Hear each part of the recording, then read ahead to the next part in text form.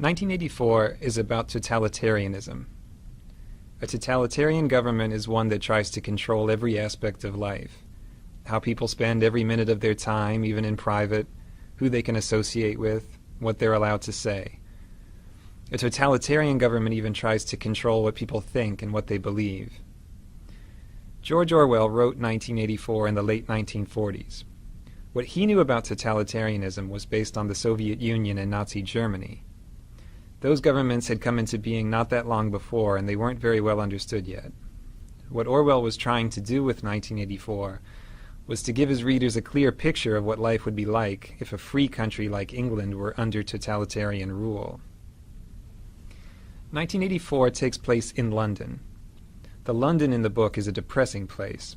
There's never enough to eat, the food's disgusting, there aren't enough clothes or shoes or anything to go around, and the city is pretty dilapidated, except for these giant pyramid-shaped government buildings that rise above the landscape. There's some sort of war going on, though no one really understands what it's about. Rockets frequently explode in the streets and blow people to bits. The worst part is that the government is always watching everything people do. There are these posters of Big Brother, who's supposedly the leader of the government, that say, "Big Brother is watching you." There are thought police who have hidden cameras and microphones literally everywhere.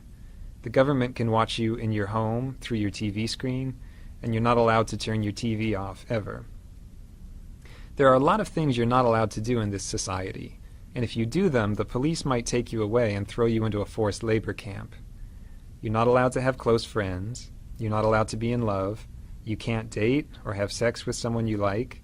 You're basically supposed to save all your emotional energy for the party being the government. Then there are things you have to do. You have to watch the government programming on TV, most of its news, some of its exercises. You have to attend pep rallies, including this one called the 2 Minutes Hate. So it's hard to even have time to think your own thoughts, because they're constantly filling your head with propaganda.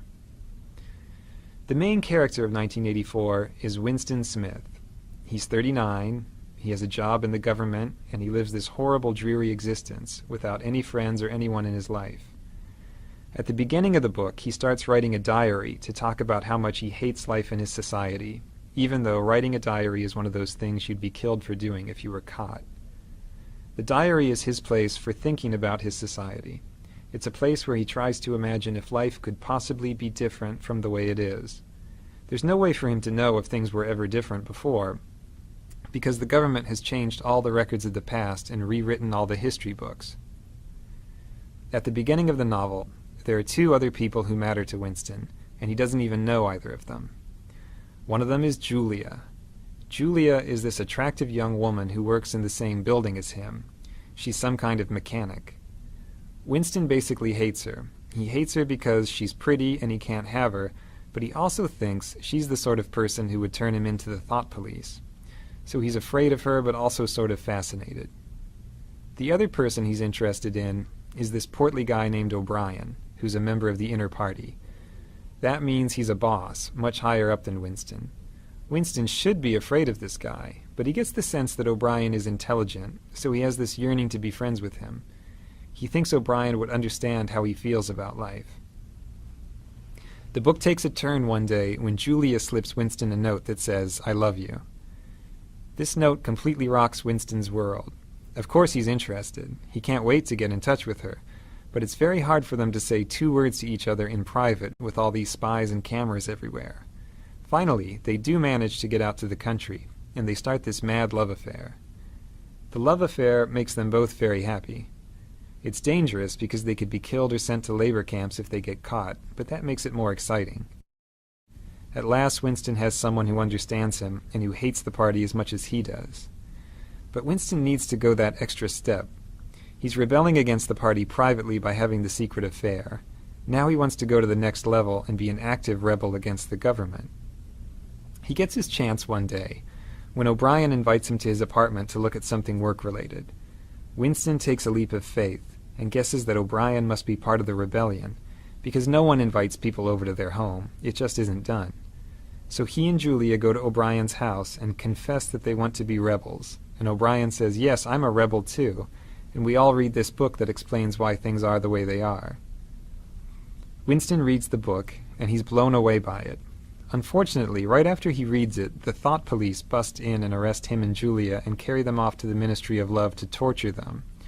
So we learn that O'Brien wasn't a rebel after all. He just wanted to catch Winston. In the Ministry of Love, they torture Winston in all sorts of horrible ways. They break his bones in his teeth, they use electric shock, they starve him, and on and on. He tells them everything he knows, he confesses to everything they ask him, and he tells them everything he knows about Julia. After torturing him over and over, O'Brien finally tells Winston what it is that the government really wants. What they want is to have total power over the minds of people like Winston. They want people like Winston to say 2 + 2 = 5 and really believe it, not just say it to avoid a beating. For the government, it's purely an exercise in power. They're not trying to control his mind for some other purpose. They just want to exercise total power over people's minds.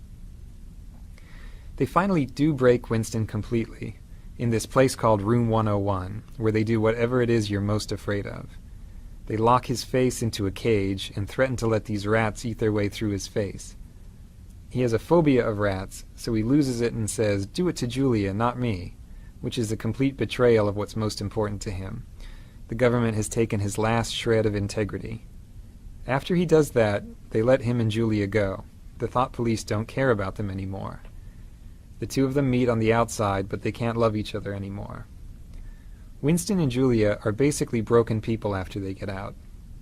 Winston has changed to the point that he doesn't even want to think about anything that might be rebellious.